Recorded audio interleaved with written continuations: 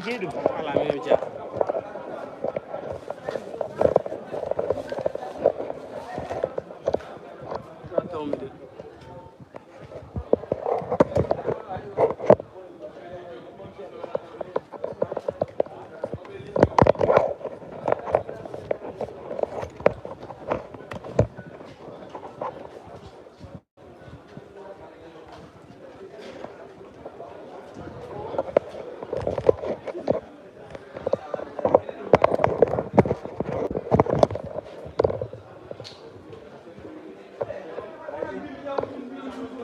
Voilà.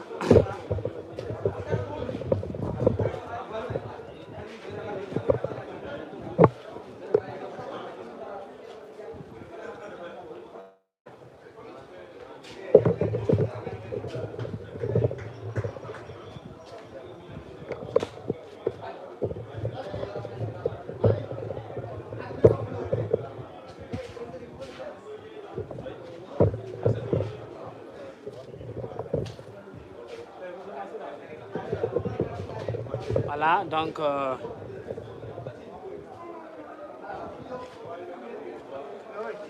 Erwan pour le deuxième mi-temps maintenant. Donc c'est bon. Il y a Bob Juma aussi, c'est bon. Donc il va dire deux jumeaux à faire. J'espère que c'est bon. Voilà.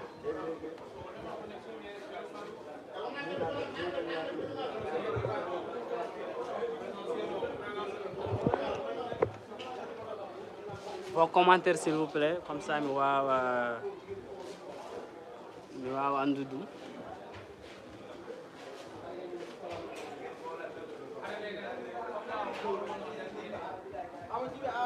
Allô? Bro, je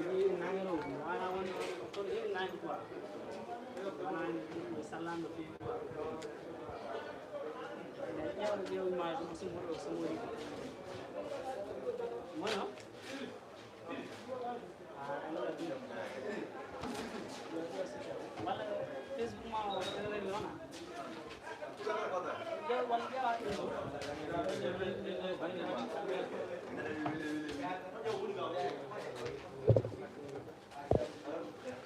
Yeah, Zoom.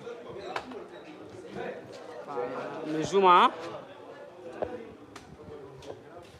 regardez, je vérifie le gars en même temps, mais on a le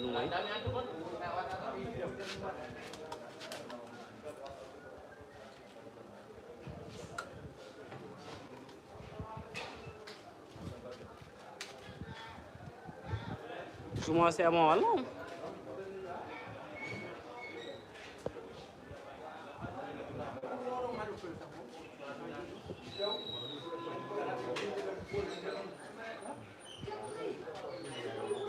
Bandiraɓe kalne ham Zoom aussi c'est bon.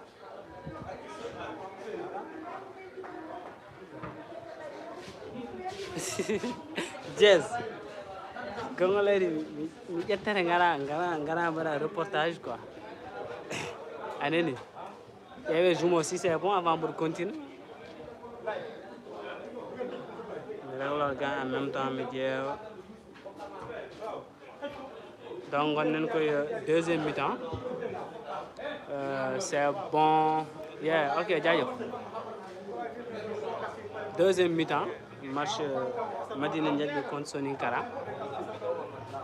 Match gor mo gandanɗa hoorema vraiment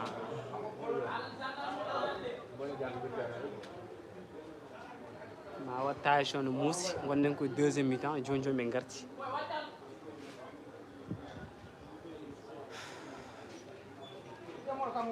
Voilà, donc coup franc pour Madina Ndiaye.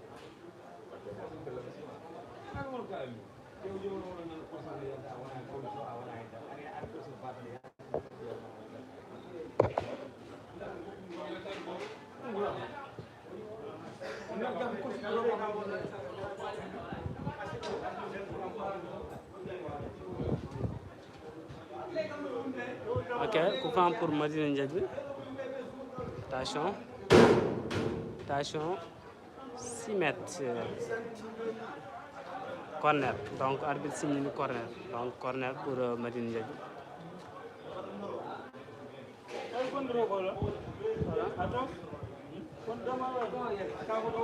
Voilà.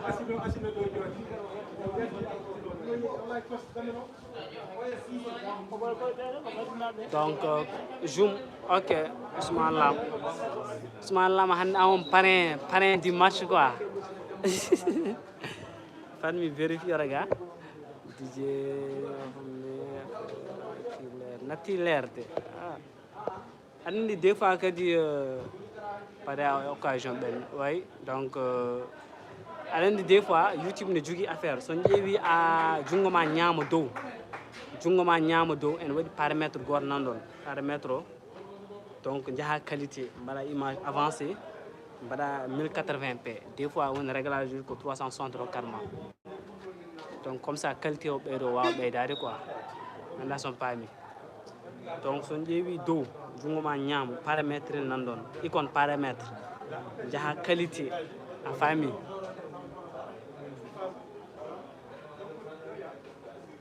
Voilà, après... Monsieur Lam. Jarama, bro. Jarama. Ƴeewe so tawi juumo c'est bon walla mi ɓeyda. Mi juumo seeɗa kadi mi ƴeewa. Voilà.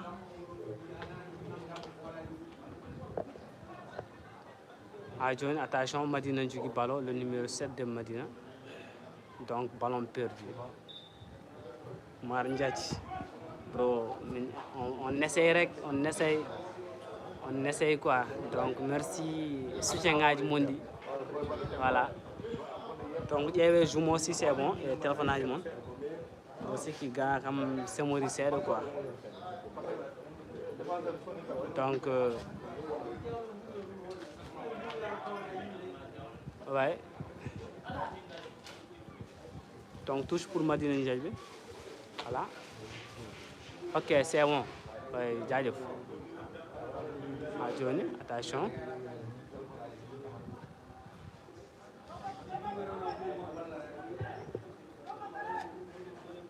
Donc, Soni Kara jogi ballon. Attention, équipe petit ballon.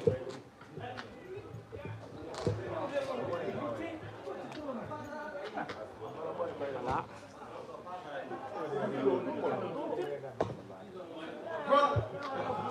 Attention.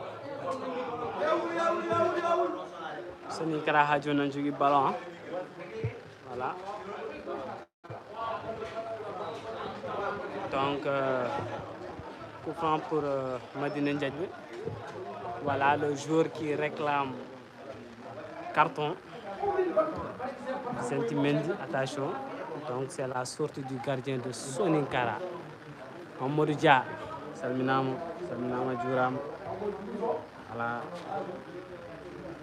Donc s'il vous plaît, donc on doit réclamer image on manque l'air de il outil paramètre image en 720p ou 1080p. On va avoir une qualité image beaucoup plus nette. Donc à Johnny. Attention. Donc touche pour Madina Ndiaye.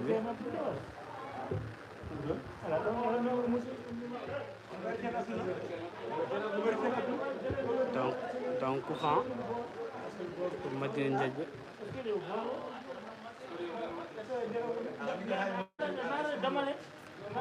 Voilà.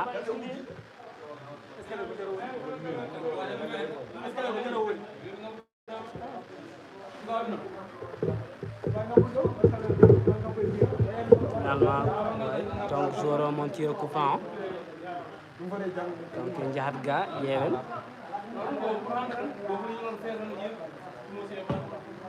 Attention. Voilà, Hadjoni, Madina qui tente, mais Hadjoni Runki Danje Kuyidiko. Attention. Donc 6 mètres 50.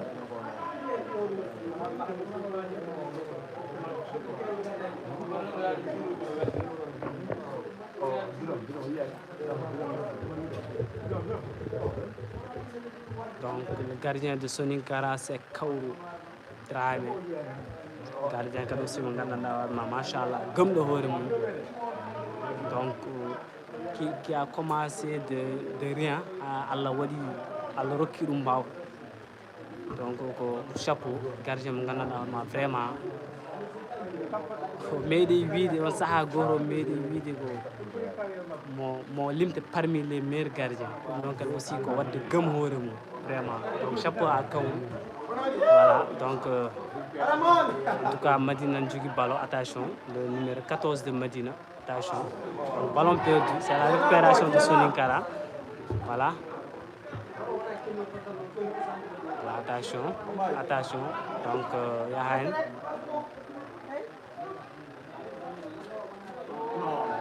Yeah, Grams. Yeah, en calmini aussi. En calmini wa Founioul. Attention, faute. Donc, tirani, donc,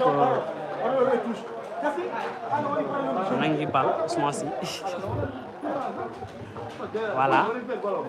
Donc, le match à Mbok Serer, donc, wa Serer de Founioul, en Chelminama. Donc, Grams, Adam Big Bro. Voilà. Donc, Zakaria Mendy, on est tiré le Cornel Madino. Voilà.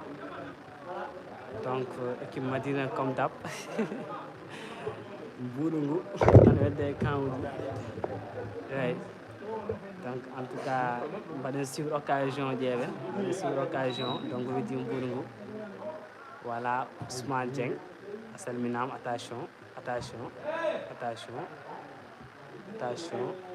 Attention, oh, Abou Moussa qui rate. Donc corner. Donc arbitre Abou Moussa tire ballon, mais arbitre tout signe non corner, mais il paraît arbitre central yani arbitre tout signe quoi. Donc Kaourou aussi nané à terre. Oui, donc le gardien de Soninkara. À John Wonnen ko deuxième mi-temps, 0 but partout. Match gor mo ganduɗa hoorema vraiment mo weɓata. Et puis bettani yimɓe quoi, yimɓe faut aussi ene parnoma yaroni. Ouais. Donc Kaourou ummima.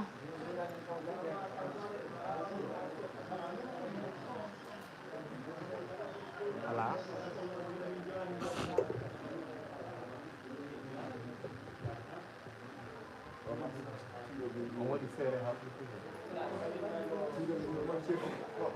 En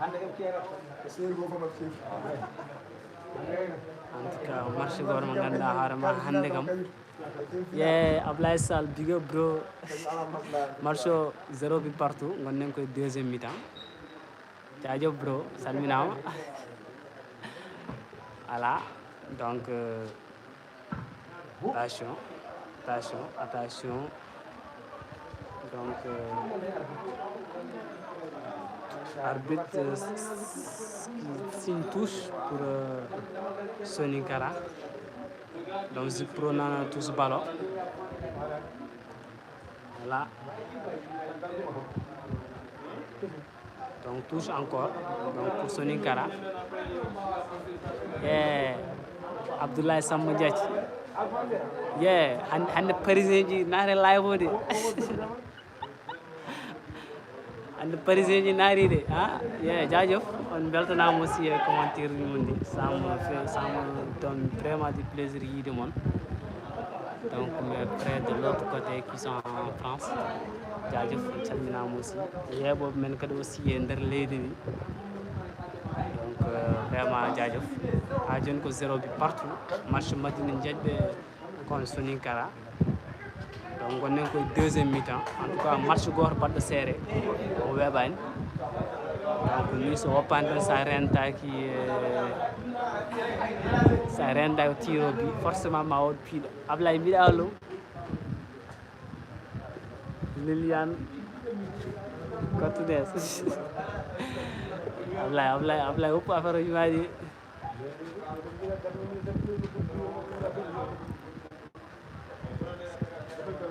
attention donc Sonikara nana jogi ballon ha joni donc coup franc pour Sonikara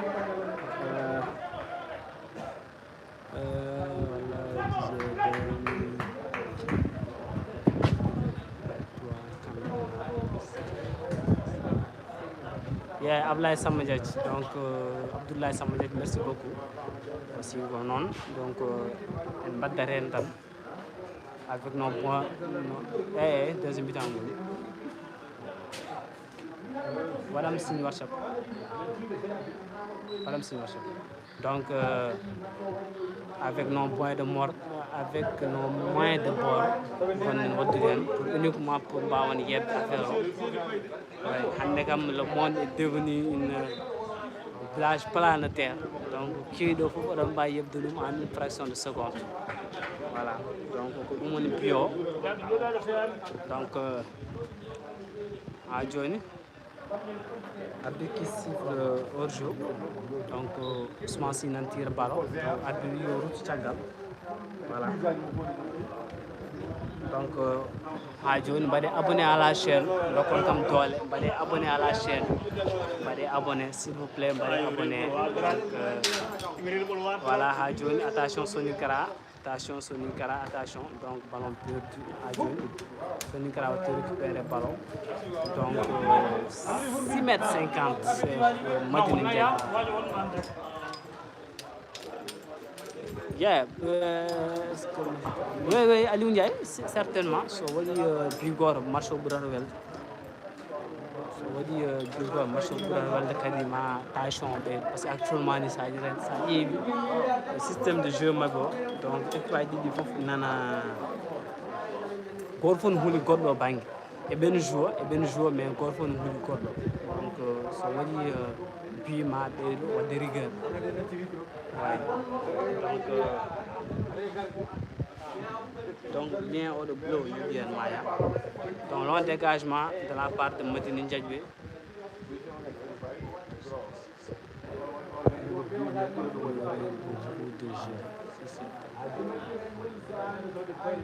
Oui, Abdoulaye, certainement, parce qu'elle dit bon,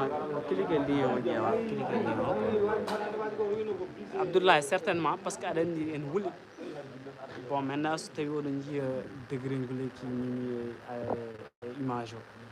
Nous voulons une mousse vraiment chaleur que aussi, surtout pour encore ben. Ngowani joude ni sino ko village nder ville uji kam au moins ne semon parce que kamɓe yaɓe jour matinal uji mais sa ƴeewi ay entraînement ni enen ko d'habitude ko kiirkeɗen wadde tellement de chaleur ɗum tagui ma muuse mabɓe de un que deux pression ɓe jogoto pression hawde nde en plus pression chaleur o kadi aussi no waɗirti dégagé voilà guiɗo leñol ngol score ko 0 but partout gonnen ko deuxième mi-temps donc ha joni attention voilà ha joni Sonikara waɗi récupéré ballon attention contre attaque voilà attention attention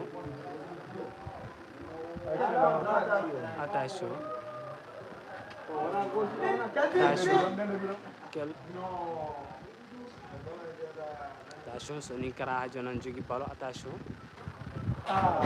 donc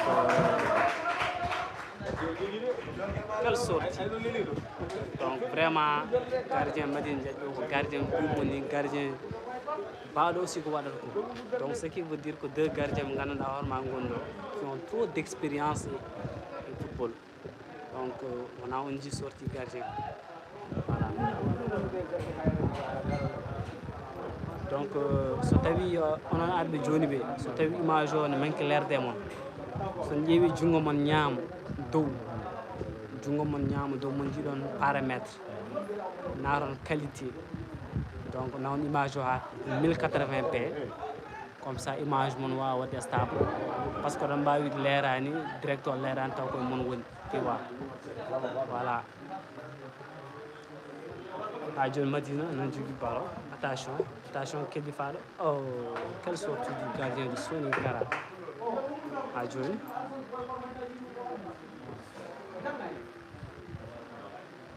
Ouais, c'est le même système de jeu. Mais ça dit que le jeu est un peu différent par rapport au jeu tourné. Ouais, Fatima Tindiac. 0 but partout. 0 but partout. Donc on a un deuxième mi-temps. Voilà. Voilà, no Grams.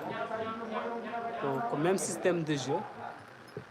Mais ça dit que le jeu est un peu différent du jour à non. Voilà. Parce que Hande est bien tenu tout trop. Deux coachs qui ont surtout parce que Bilal et Kandé. On peut dire kamɓe mbaldano mi annda joni mais ko anndodirɓe aussi kadi wonduɓe kadi même équipe so ƴeewi kamɓe gonduno même équipe donc voilà donc an kam wona an haalante ɗum voilà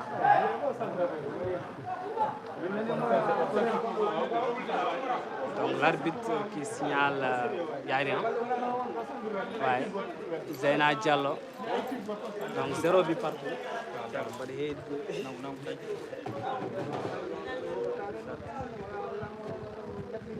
attention par ces 2 minutes. Voilà, le gardien de Madrid qui nous vient de Saint-Louis. Gardien bien expérimenté. Ouais. Attention, le bon dégagement de la part de Madine Ndjadbe. Ouais. Donc Sony Kara n'a pas ballon. En tout cas, ça a été militaire Sony Kara vraiment.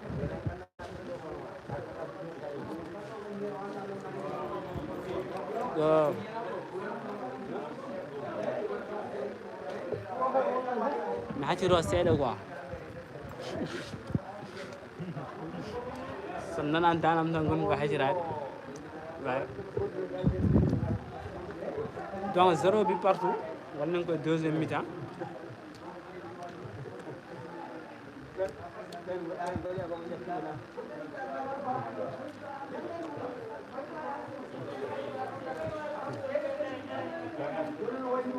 voilà touche pour Madine Ndiaye. Attention Kedifar. Attention. Voilà.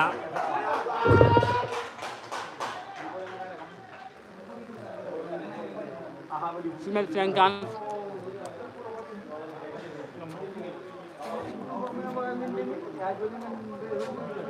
Voilà le gardien de Sony Kara.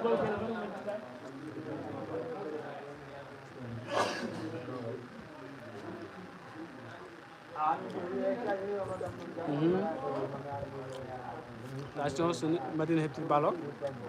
Le numéro 7 de Madine a petit ballon. Attention, ballon perdu. Sony Kara a récupéré le ballon. Donc, Madine a petit ballon. Le numéro 7, en tout cas, vraiment. Donc, Sony Kara a petit ballon aussi. Attention. Attention. Attention. Attention. Attention. Oh! Heureusement, gardien Welti. Heureusement, gardien Welti, on a une balle de biwondo. Donc, Sony Kara, nous avons gardien vraiment, gardien vraiment.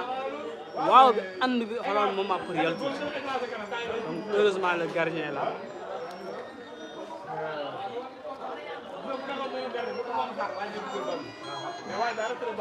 Voilà, donc 6 mètres.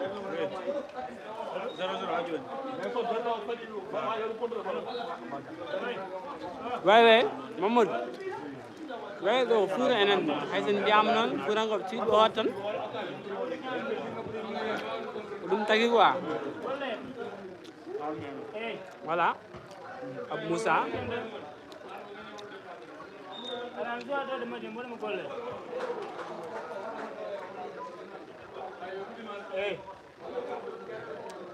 Vous pouvez four, hein?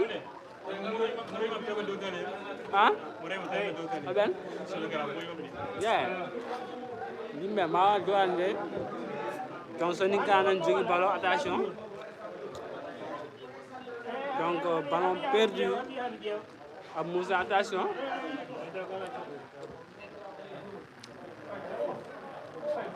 En tout cas, le 9 de Soninka, vraiment, il joue très bien. Donc, c'est Zipro dans le ballon. Donc,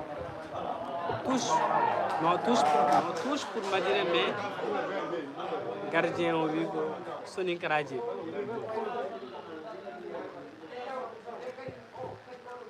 Voilà. Attention.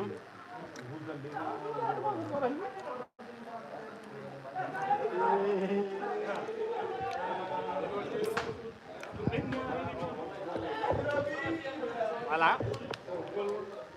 Donc, on peut dire donc on peut revenir. Ko ñamata ko boy stress wana way sam ñaa del sam ñaman mi mayer dina mi sallan bo dem ardo mo wara mon direct donc sam ñaman tan mo il faut mi ñama way mu ñang Marietou Ba ko 0 but partout 0 but partout on ko deuxième mi-temps donc en tout cas, vraiment, les arbitres quand même jugent comme là. Parce que Dieu tout ça peut-être tout ce monde. Ramasse.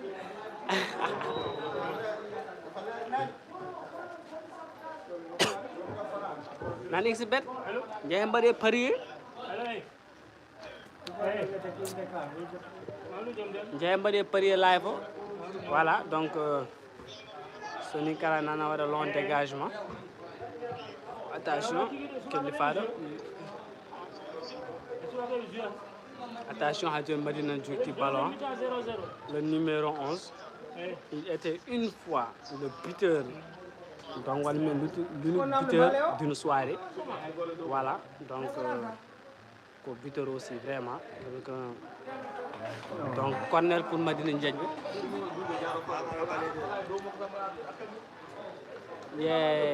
Amina Gadjaï, Denam Njogan Mor.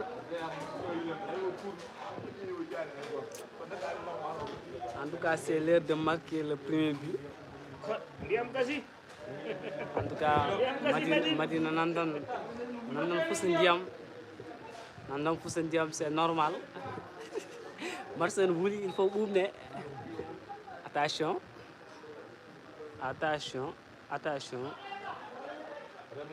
Voilà, le numéro 4. Attention. Oh, Madina qui rate. En tout cas, il occasion vraiment de prendre de rater. Vraiment de prendre de rater. Lui, c'est le Moussa Lam, Ami Arabi.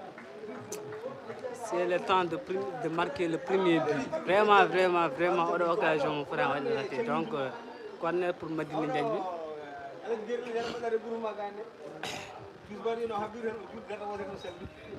Voilà, Zach Mendy qui tire, attention à John Corner. Donc, il faut éviter trop de corner parce que moi, oui, en tout cas, le stade supporter vraiment Bengari. Vraiment supporter Bengari. Voilà. Donc Zach Mendy qui essaye encore. Donc Namdorno de Moussa Lam, Moussa frère Adjara, merci beaucoup. Donc Zach Mendy qui tire. Attention Dieven. Oh 6 mètres. Voilà, Namdorno de Chamo, Aliou Chame Ben, et ben échauffement. Donc OBK et voilà. Donc, et bien, échauffement. C'est le temps. Lucham, bon. Qu'on connaît aussi au milieu de Nadrek, on marque. Donc, coup franc direct. C'est un buteur qu'elle aussi. Vraiment. Il peut faire la différence. attention Sonikara Madina nan jogi ballon attention Adjoun attention l'arbitre qui siffle coup franc de la part de Sonikara.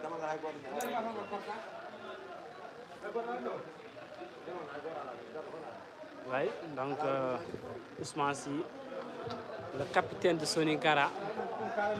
Voilà. Machallah, cousin, bon bel team. Eh, Dendi. Voilà, ça bel team, une belle team. Adara Munji, Rokmarum de Wana Munjima, quoi. Voilà, touche pour Sonikara Hadjoun. Donc, Hadjoun. Voilà, Am joigne. Am, il préfère de ne pas jouer. Parce que donc voilà. En tout cas, le choix donc on respecte son choix. Nous sommes aussi au jour, mais nous sommes au football. Mais vu que oui, dans le choix en tant que joueur, donc nous devons respecter le choix donc en PAM quoi. Voilà. Parce qu'en PAM, j'ai quoi Madina. Donc on va jouer de Gourmand. Donc Adjoun 6 mètres 50. Adjoun ko 0 bi partout. Yeah, Djadjof Tchalado. Voilà big up. 0 bi partout. Ouais, stade municipal mo Goller. On est au deuxième mi-temps. Voilà. Benji kadi pour fortalecer pour tout ndiam. Eh, Zo. Voilà, Iso. C'est le nom d'Ol. Donc, pause fraîche. Voilà, c'est normal parce que nous voulons le faire. En tout cas, il y a une chikurno ni vraiment. Vraiment, yaran. Voilà, ban Madina Djadbinen. Jora Djinen. Voilà.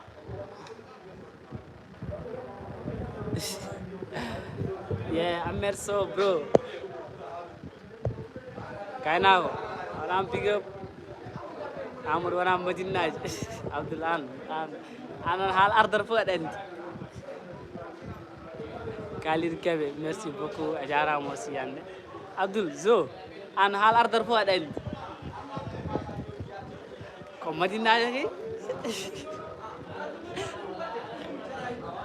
Madina itu di voilà min moji apa mo darne ngoni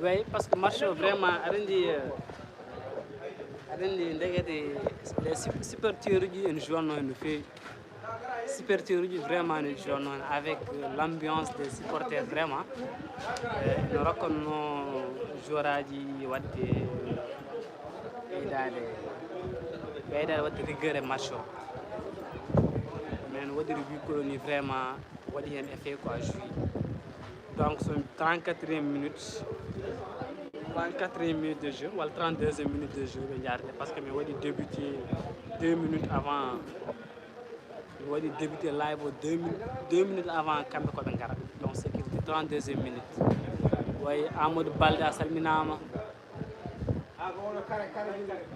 oui Abdul donc ko non tan no ƴettir choix mako o joani an ko non ƴettirɗa choix ma wiɗo wona donc je respecte an choix ma wa Ibrahim Bousso Brax 0 but partout à jouer. Ibrahim Bousso 0 but partout. On est au deuxième mi-temps. On a une pause fraîche.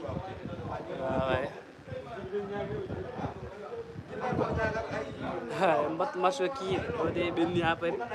Voilà. Il y a un peu de Njorian Diem.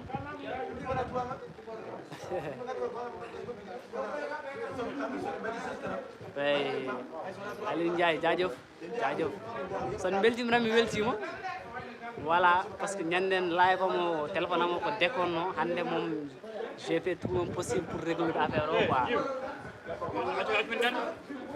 Tiens, mais comme carton, nyama mi ko hewani. Voilà, marche. C'est bon, moji. Tiens, voilà comme car. Moji c'est bon. Voilà, marche odi. Pudirima. Ok, tous pour Madina Ndiaye. Allez, chaque maintenant jogi ballon, attention. Voilà. Tous pour Soninkara.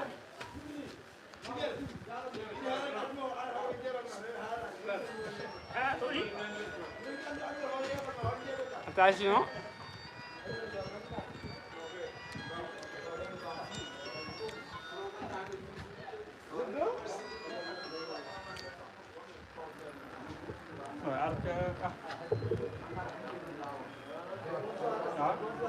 Voilà, nous avons pour les messages non répondus. Waouh, on fourré au moulin quoi. Donc il faut me gagner après je vous réponds. Ouais. Inch'Allah. Ouais, donc on est membre si qui a waxtaan men déranger. Ouais, awadam, il faut me ñaaw. Ayan na ñaam mi séro voix mo arti. Il faut me ñaama kadi pour mi waaw beydal jogade appétit. Ayan voix nanal sér. Ndeket wana essence ko wana voix ron soxla essence. Wana moto soxla essence quoi. Ouais.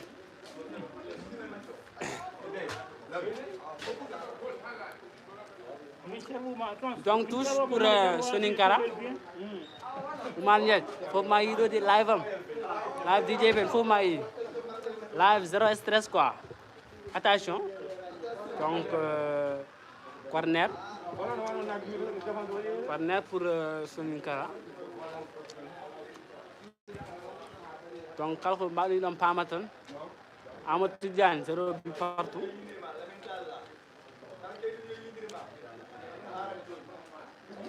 Yeah, Amadou, mi jangal rek, mi wadda hen tan. En tout cas, yubbo wi le billet là. On va essayer de voir tawi yubbo haali o. Tawi yubbo gondur Ceerno wal attention. Donc corner yubbo adesino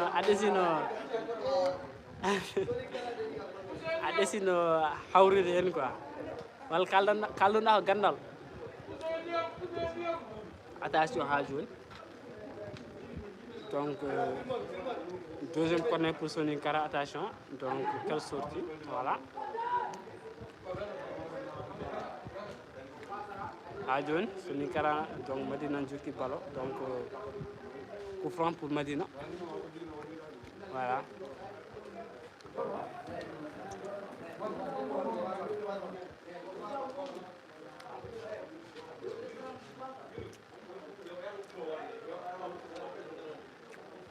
Voilà.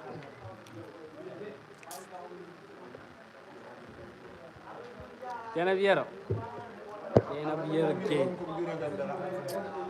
Jenabiero ngom koy charge d'essence quoi. Voilà, c'est charge essence Paris. Mais hala dole on ñani ma bois nan bedo sa fo. Abla Sall occasion, il faut pour me wulla, il faut binar. So binari. Big chamos wana dron. On ko échauffement. Voilà. A jom so pas de hatirata quoi. Attention.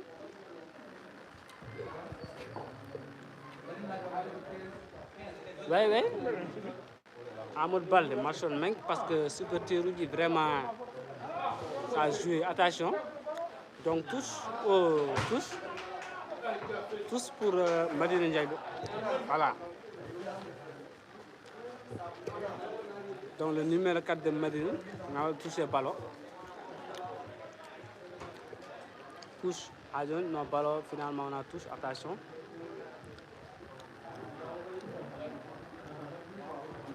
J'espère voir mon rôle, ça va, c'est Mori, hein? Voilà. J'espère voir c'est Mori, hein? Awa Diop. Jayo salmina. Salmina madame big up. Hey, kaja minani sedano koy ma woni, il faut ngara pour sedano waaw ar. Attention. Oh. Voilà.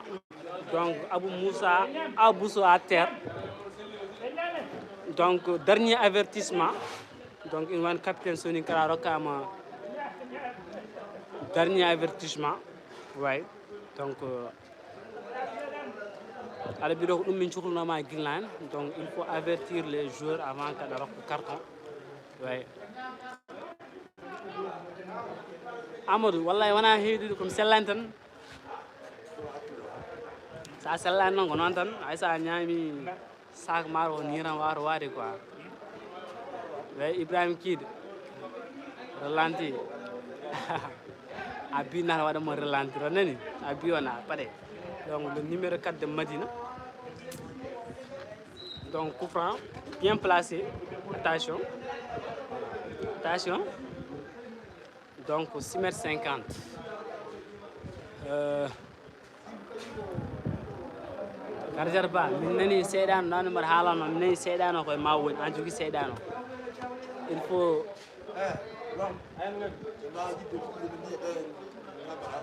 faut ngara terrain donc sedano wawa arde. Bon, passation de service entre AN7. Bon, AN7 comme maître. C'est juste, si on a un reportage, mais donc AN7 ko henir équipe sont des gens de Ganada vraiment. Donc, ko staff o jeya, so on a vraiment un reportage. Mais on a wada quoi. Voilà. A Johnny Soninka nan jogi ballon, attention. Attention. Donc, attention. Attention. Quel saut. Donc, 6,50 m. Oummi Diallo. Ouais, golle manjodi. Anyen voni biara. Quand on fait excellent travail, mais tu me donnes du courage de continuer. Hande de jogane narido. Hop. Hande jogane narido de cher. Maintenant, on va y 42 minutes. 40 minutes. 40 minutes. Ouais. Voilà. Attention, que le fado. Je suis en. Oui, cardiaque bas. À la problème. Ça arrive. Ça arrive dans ma one, c'est dans le milieu de ma one. Voilà.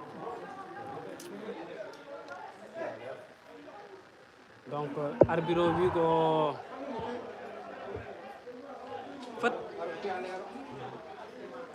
Voilà.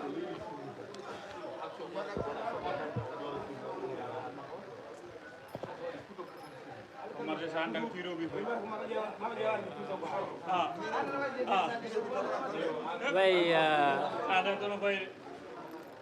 bon, je exactement, mais presque 40 minutes de jeu. Ouais. Ouais, 0 but partout, on est qu'au deuxième mi-temps. Le gardien, l'homme Moussa. Moussa, c'est un gardien. Attention.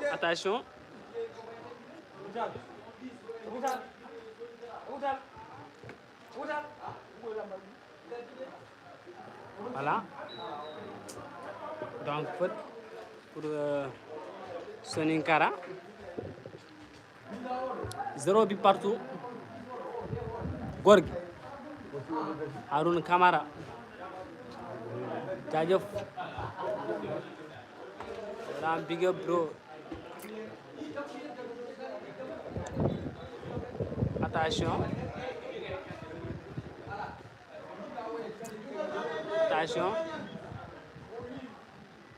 Voilà.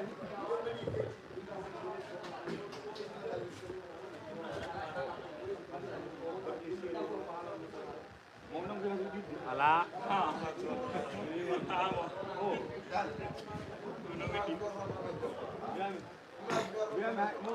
Pour les commentaires du CED, temps 40, parce que 45 minutes actuellement, ce qui veut dire 45 minutes, moins 3, voilà 2, 42, 43 minutes. Donc, changement, côté de Medina Ndiaye, voilà. Le numéro 7 de Medina. Le numéro 7, Madino Yelti. C'est normal aussi. L'image, non, mais il débuté 2 minutes avant. Si, c'est vrai. Ouais. Wali Conte, mi Madi Ndiaye.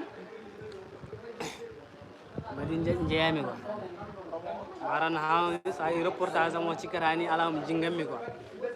Mais non, parce qu'il y a des Soninké qui nous suivent, des habitants de Madina, donc attention. Donc, quelle sortie du gardien, machallah. Donc, Soninkara n'a pas de Madina n'a pas de aussi des gens d'autres villages. Donc, c'est bon aussi, Gorfou fait baki matim. Donc, on garde donc en tant que on de live, on a pour Jingan, Gorfou va dire Hakim Matim, quoi. Tu vois. Donc, c'est le minimum. Oui. Attention, Soninkara nous joue ballon. Oui, attention. Donc, coup franc pour Soninkara. Oui, donc, Djadjof. Almami Nyang, on a big up.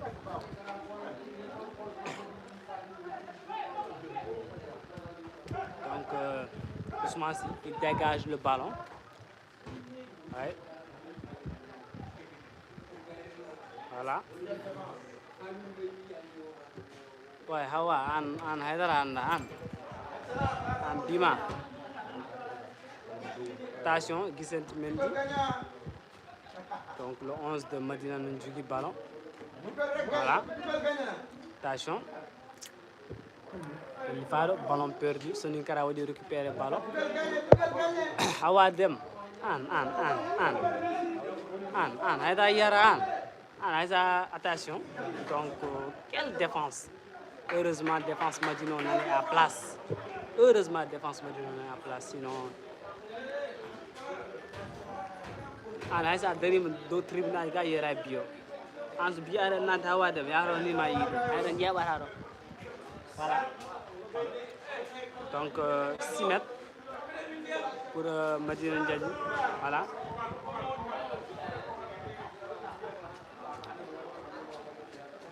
Donc joueur Madina à terre. Voilà. Donc les supporters de Soninkara, manifestez-vous. Live, on a live particulier. Live, il faut être équitable dans tous les deux sens. Ouais, Tchadjof.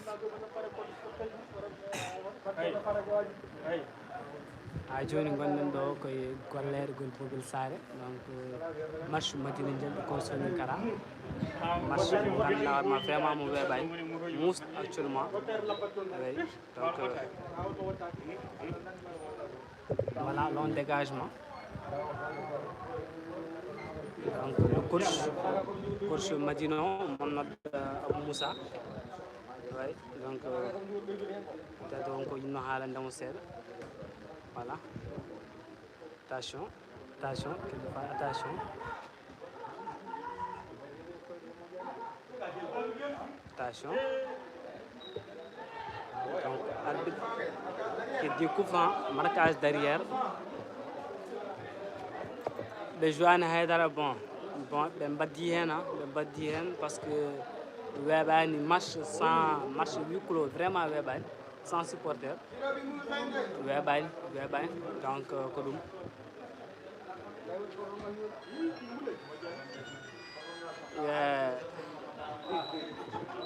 Donc, là, c'est la fin du match. Wow, Salminam. Merci beaucoup. En tout cas, Macho Gassi, qui dit ma tirobi. Merci qui a quel de l'Est. Il y a un tir au bureau de Yarou. Il range bagage à mon set. Il y a quelques minutes, il range bagage. En tout cas, comme match mon bétani. Voilà. Tiens, l'intellor lesde. L'intellor lesde. Voilà. Donc, il y a un set de range bagage à mon tel les. Merci qui. Ouais. En tout cas, je crois que c'est direct la prolongation. Ouais.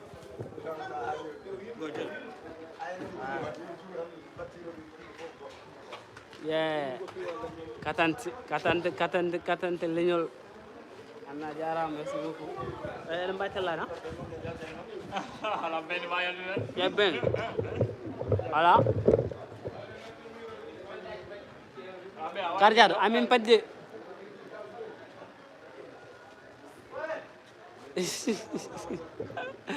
Jibi.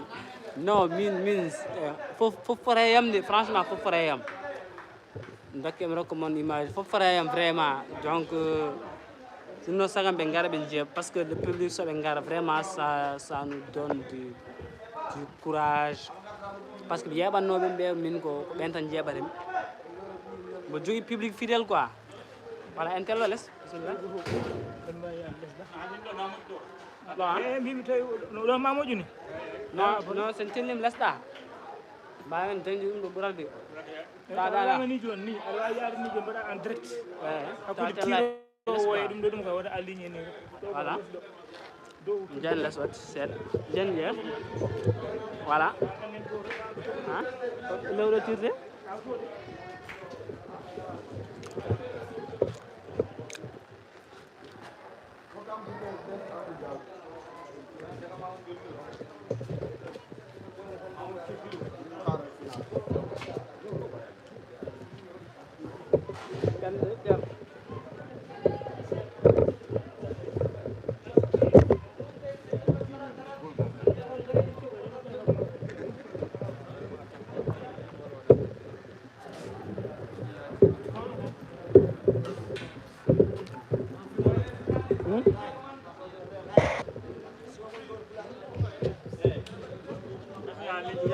Jib jan je No li toujours rek wala.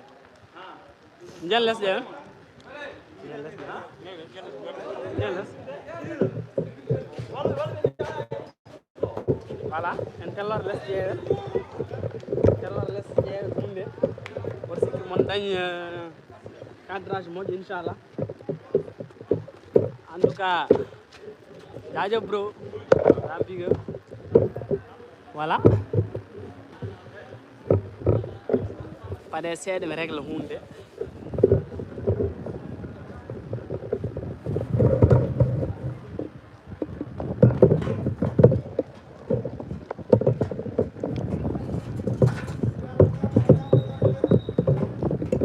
Voilà. Eɗen mbawi yaade donc image mo watta stable parce que ngomi koye yaade ami waɗa bien placé donc somi kranen toujours mo seeɗa bon to palistoɗen bonjour tout le monde bonne chance ok donc pensoni kra won ɗo voilà mi yaha seeɗa quoi voilà madina kadi aussi nene bon manda suma woɗɗu seeɗa par ce que ɓuri baɗɗade ko côté soni kra o en tout cas après ɗo ara daroɗa sa dari voilà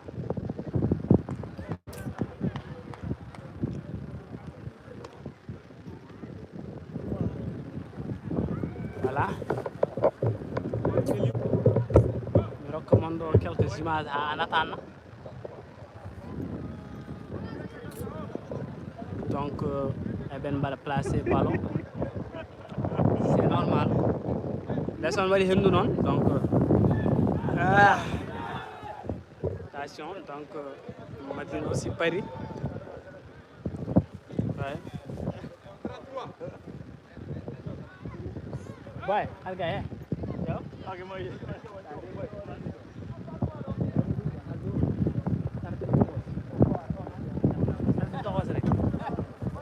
sarbe ramo sami sarbe tokos balan sarbe danejo voilà donc joueur aji ɗiɗi fof e ɓen mbeɗa sikki en ceerɗo o moƴƴi kabbuɗen wuro banjo hakkuɗo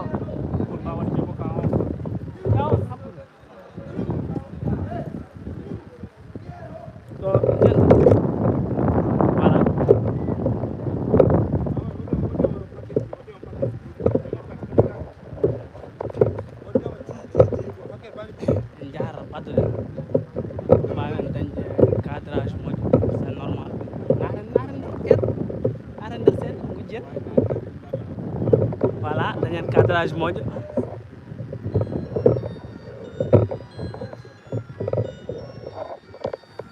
bon to gommiɗo noon koye nangue ƴeewe si c'est bon so tawi en namdi zoom ou pas dokkiyam commentaire parce que mi yiyata écran de trop s'il vous plaît donc Madina woni premier tireur jawnɗen dokkiyam commentaire avant ko mbaɗo fuɗɗo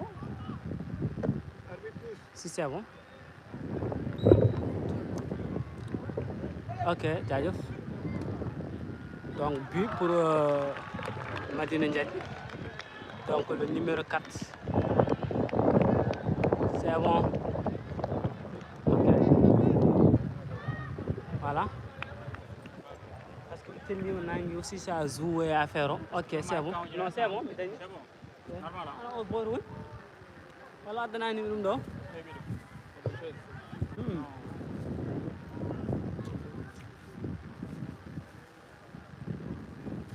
voilà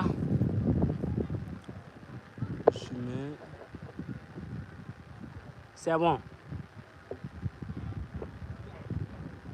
to gommiɗo ko nangue o ñawno mbaɗon c'est bon ok c'est bon donc Soninkara nan tira ballon donc Alpha Diakité attention Alpha Diakité contre le gardien de Madina Ndiadji attention donc gardien Madina nangui ballon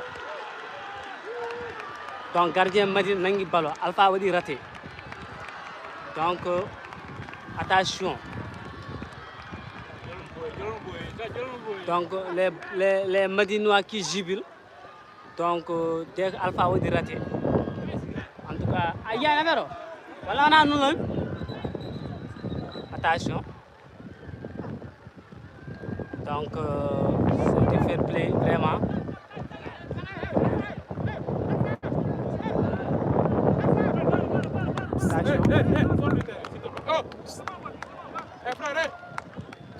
Alpha Diakité qui pleure ndeysaan ko hen jeeya effectivement les joueurs waɗaɓe yakoraɓe ɓe ndeysaan kamɓe tan kewi wadde raté jafno so cadrage o moƴƴani par ce que gommi ɗon heewi nangue j'espère c'est bon de votre côté voilà attention donc Madina joueur de Madina qui tire le ballon donc attention voilà attention but pour Madina donc attention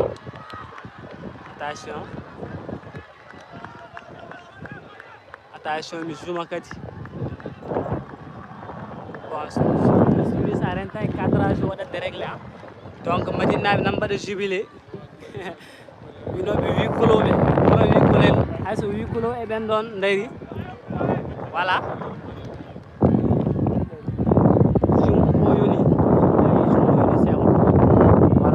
somi jumi de trop mi wawata dañde cadrage moƴƴo ok jaajëf gaynako ouais. Attention donc joueur Soninkara aussi a joni attention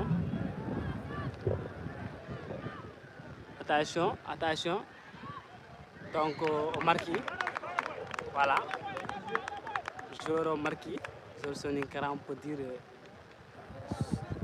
Madina marqué 2 Soninkara marqué goto rati goto actuellement ni ouais.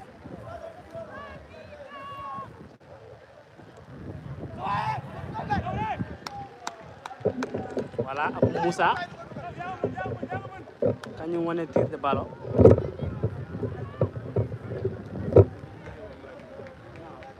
voilà ko 0 but partout koɓe yaaɓe tiro but voilà actuellement Madina marqué 2 Soninkara rati goto marqué goto voilà Abou Moussa qui tire le ballon donc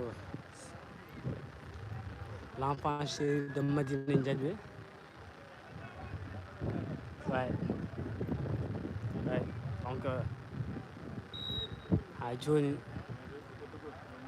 la peur qui reste dans tous les deux côtés c'est normal attention Abou Moussa attention donc Abou Moussa marqué gardien nangi le ballon c'est mais attention le geste d'Abou Moussa regardez le geste d'Abou Moussa donc somi jaaba e commentaire mun dira njaafa don parce que to gondi don wadi naagi wawa wara wadde répondre à tout voilà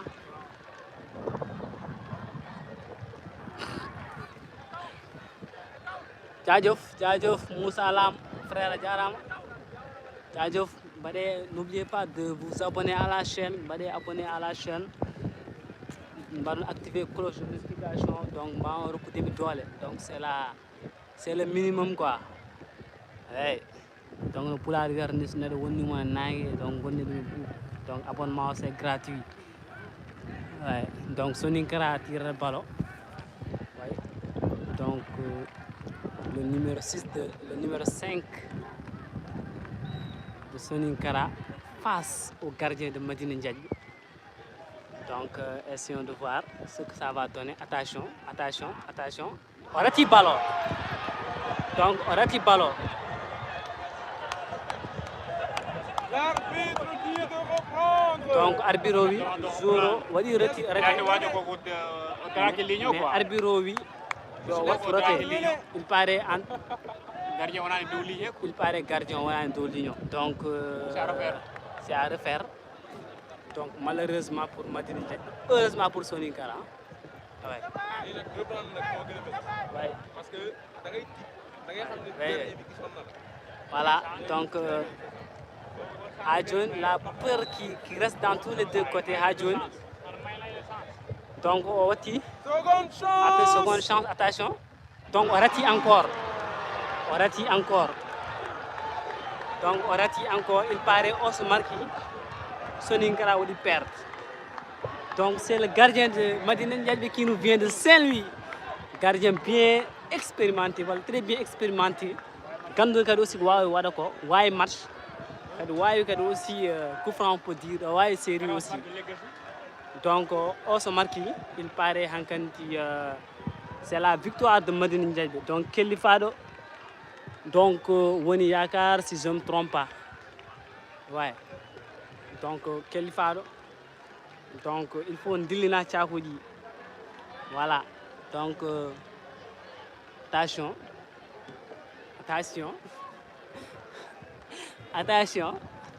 en tout cas Karjarba a seeɗan ma ha joni aranto attention voilà attention donc s'il marque c'est la fin du match. Donc c'est la victoire, s'il marque c'est la victoire de Madina Ndiadji contre Soninkara. Voilà. Donc Yewen, attention Kelifado, prends ton temps. Oui, attention. Oui, donc Madina qui se qualifie. Attention, Madina qui qualifie. Madina va qualifier. Donc Ndiahat Yewen, Madina va qualifier. Madina va qualifier, attention. Oui, Madina va qualifier. Roule, Argaïn, donc Ndiahat. Donc, Weltare Mone, donc Weltare. Donc, c'est le gardien. Donc, le gardien de Madina Ndiadji qui nous vient de Saint-Louis. Voilà. Donc, Alpha Jakite Ndisan Hadjouni Nanwaya. Hadjouni Nanwaya Ndisan. Hadjouni Omonwaya. Oui, Hadjouni Omonwaya. Vraiment. Une Yurmini. Donc Ousmane Sy est le gardien. Effectivement, donc sont les Saint-Louisiens on peut dire. Donc vraiment. Voilà. Donc attention, descend. Voilà. Donc faut fair play, effectivement, faut fair play. Oui. Effectivement, les joueurs de Madina Nanangoye Weltare. Donc Djadjof a winoni nande. Voilà, joueur Madina Ndisan Nanangoye Weltare Ndisan. Eden ngandi ko match gorma ngannda horma match mouste. Ndisan. Passe félicitations. Match mouste Ndisan.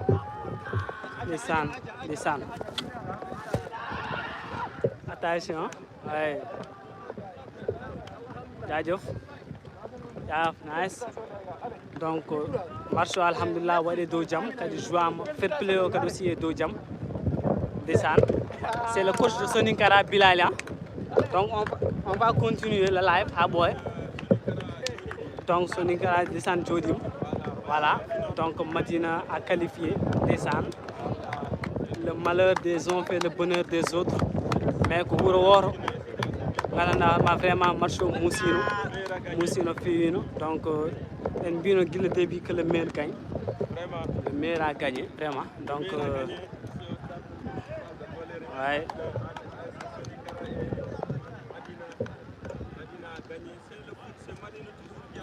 Ouais, ouais.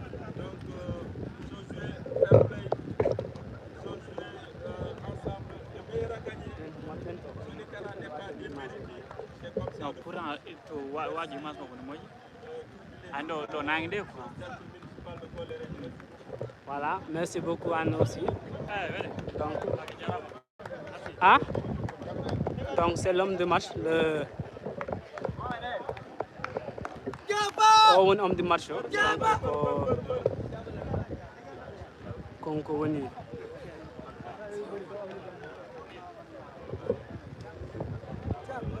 donc c'est le gardien de Madina.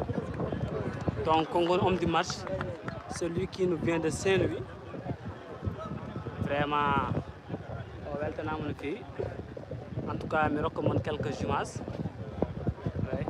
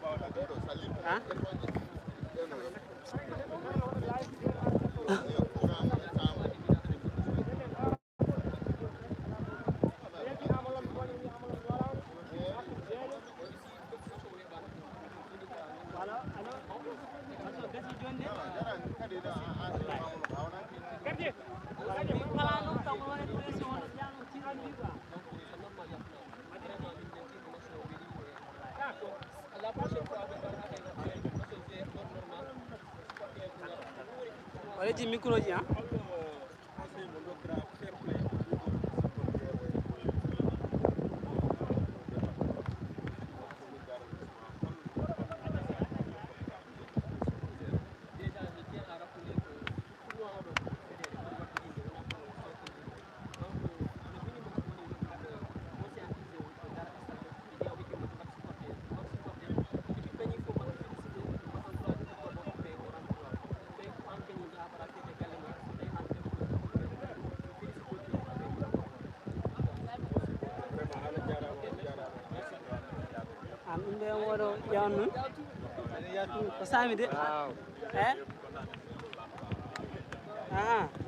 Ok, merci. Merci beaucoup. Ok, Jayof, merci. jaajëf à toute personne, à toutes et à tous qui nous suivent directo. Vraiment, merci beaucoup. On jarama no fewi. Merci parrain live o hande o ga lam. On parrain live o. Donc merci beaucoup. On jarama no fewi. Jaajëf. À prochaine inchallah.